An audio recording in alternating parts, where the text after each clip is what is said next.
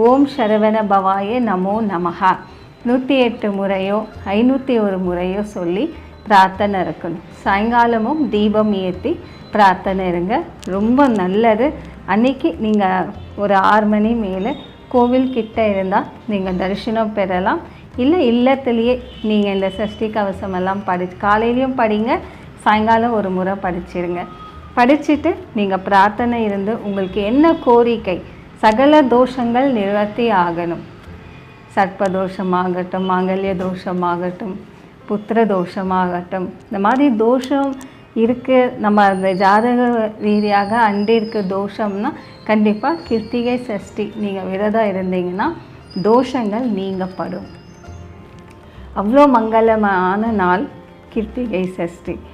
ஏன்னா மகாமங்கலமாக பார்வதி தேவி வேலை அனுகிரகமாக